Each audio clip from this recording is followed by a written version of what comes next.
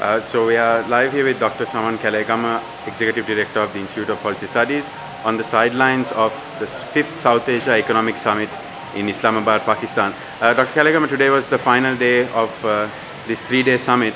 How do you think it went? What were some of the key issues that emerged? I think the summit went very well. We discussed in detail the deepening of the integration process in South Asia, and I was very happy that the Foreign Minister of Pakistan, Hina Rabani, came on the last day and addressed the gathering, and her speech was full of positive tones, and that was very encouraging. That in turn means that the Indo-Pakistani trade will improve and give an overall stimulus to the SAFTA process, that is the main framework for deepening the integration process in South Asia.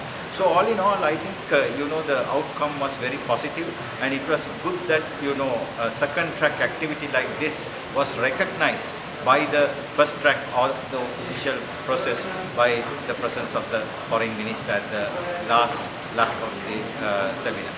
Dr. with this summit, tell us a little bit about the background of this South Asia Economic Summit and also maybe what IPS's involvement has been. Well, the background was that from about early 2000, we wanted to have something like the Davos Forum in South Asia, where South Asian academia, the private sector and the civil society with government officials got together in one forum and discussed the key issues of integration.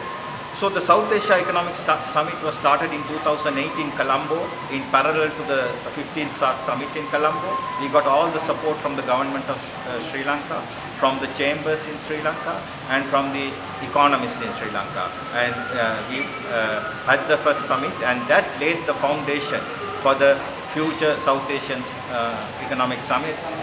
2009 we had it in Delhi, 2010 in Kathmandu, 2011 in Dhaka, and 2012 the present one in Islamabad. And now the baton has come back to Colombo. So we intend to organize the summit in 2013, bring in some new innovative ideas to the 6th summit, and see how we could give an impetus to create that Davos vision that we had in early 2000. Okay, thank you. And Dr. Just my final question.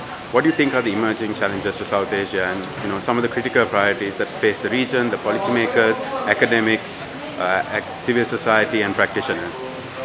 Yeah, the emerging challenges are that there are enormous opportunities coming in for South Asia, like the demographic dividend.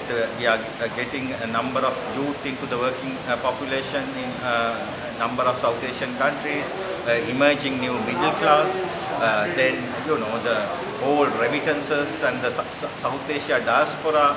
So we can make use of all these opportunities for the benefit of South Asia.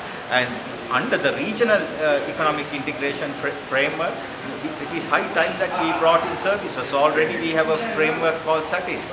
So we bring in the movement of services in South Asia to support the already existing trade integration. And if we can gradually bring in investment liberalization, then we would be able to deepen economic integration to the extent that we finally form that South Asia Economic Union with common currency, free movement of capital and labor. That is the South Asia that we want to build, and I think this summit has laid the foundation to address these challenges. Thank you, Dr. Kelegama. Okay.